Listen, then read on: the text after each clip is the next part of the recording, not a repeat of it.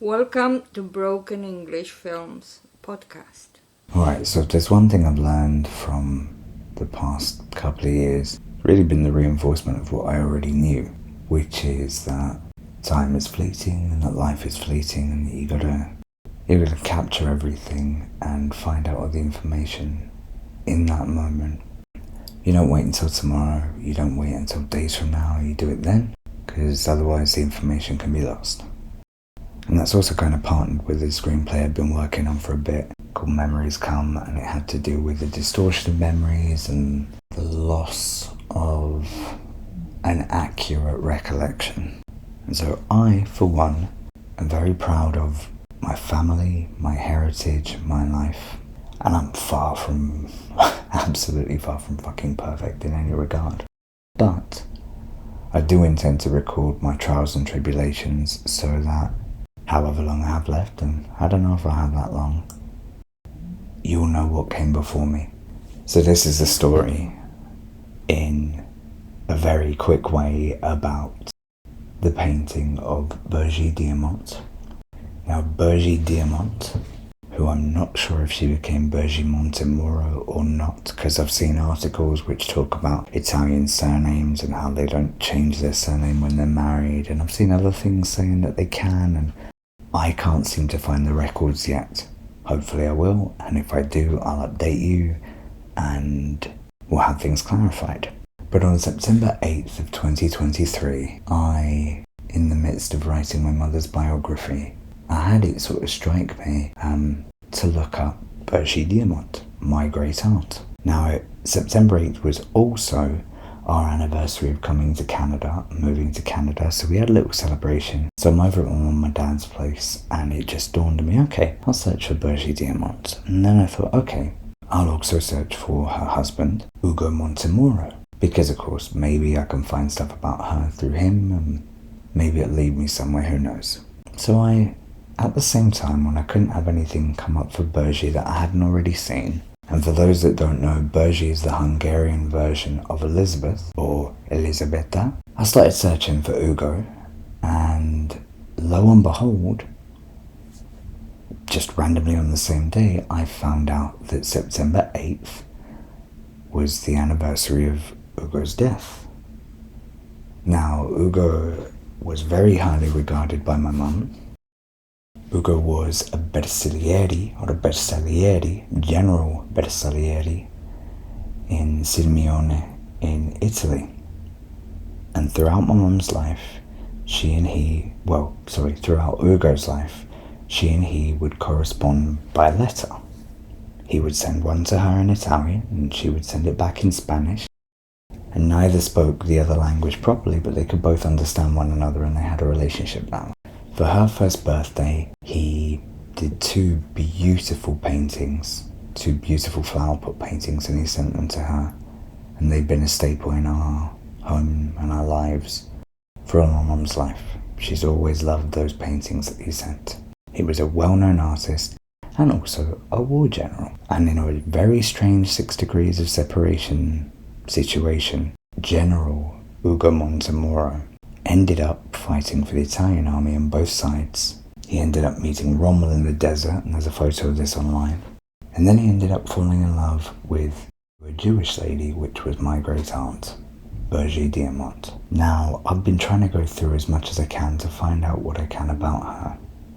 And on this particular day, on September 8th of 2023, it struck me to look her up, and then, as I mentioned to you, to look him up to try and find her. And that's when I found out the date of his death. I also found out the date of his birth, which is also very personal to our family because it slots in between two very important birthdays. And I also found someone that knew him.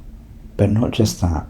I found some of his artwork online, including stuff that I'd already seen from the drawings of him in the desert and the different artwork that he'd done for, I'm not sure of the correct term, but maybe a squadron. And then I saw these two paintings, which were on some art website, one of which struck me as looking extremely similar to my grandmother. And of course I'd seen photos as well, not many, but some, of my great aunt. Actually a fair amount, when I discovered a black and white treasure trove, but that's another story. And so I saw a thumbnail and I couldn't seem to find much more. And then from that thumbnail, I managed to find the painting on eBay, the original. And that absolutely knocked me for six. So I see it on eBay and then I look at the description. And they spelled, or Ugo spelled, Boggi with an Italian twist, with it being Boggi. So instead of it being B-O umlaut Z-S-I, it was B-A-Z-Z-I.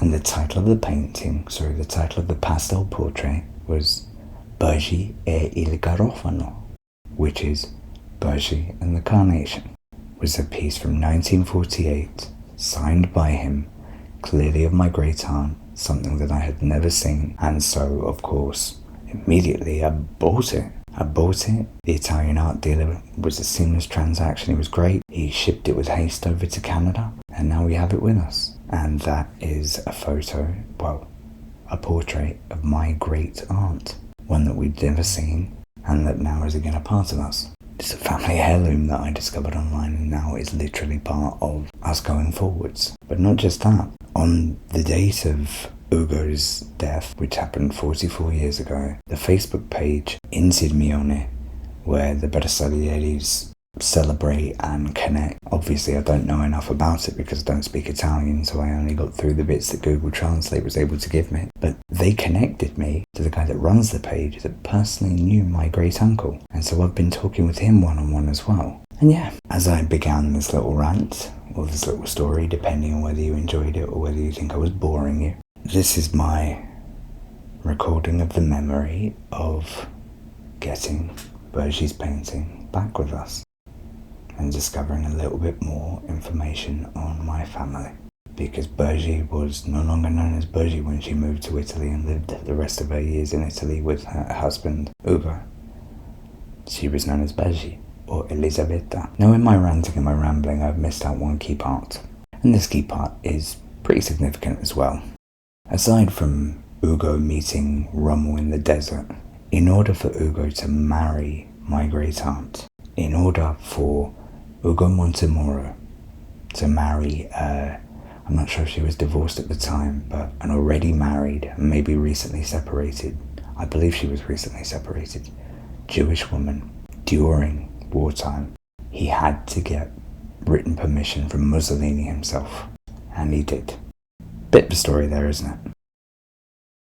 So we were talking a little bit ago about Ugo Montemurro. Can you tell me a little bit more about him and why you had such a love for him, what your relationship was like, etc.? Well, my uncle Ugo Montemurro, was one of Mussolini's top generals, the one that actually met Rommel in the desert for Mussolini. But the relationship I had with him is that he was a very kind guy who married my mother's middle sister, because there were three sisters, and he married Elizabeth Boggi. And what they had in common was that Boggi was a concert pianist, so very much an artist, and Ugo was an artist in terms of painting. He did all the paintings for his regiment's memorabilia, the coat of arms, the flag, the postcards, everything else. And he was Italian. He didn't speak Spanish, but we managed to correspond with him writing to me in Italian and me in Spanish.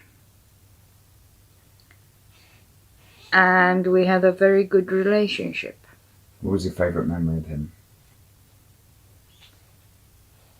My favorite memories of him are when he made the two paintings with the very, very detailed tablecloth, one with cyclamen flowers and one with geranium flowers. And is that the ones we have? Yes. Okay.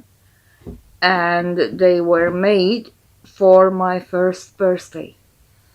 So they're dated 15th of October 1947. Mm-hmm.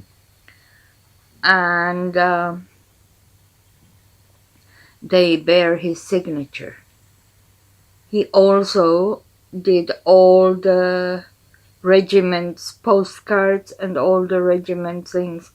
And the regiment was the very famous Bersaglieri. Great. Now, you were telling me about the situation with the rain and the funeral and so on and so forth and the separation there. Can you recount that story for me?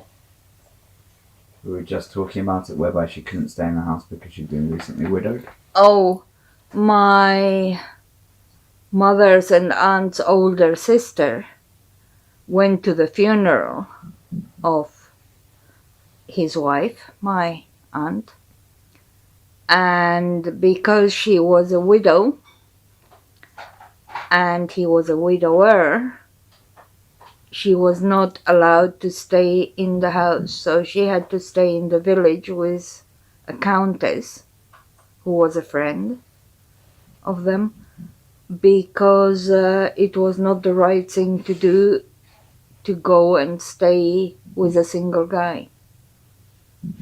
For all intents and purposes, if you're a widower, you're single.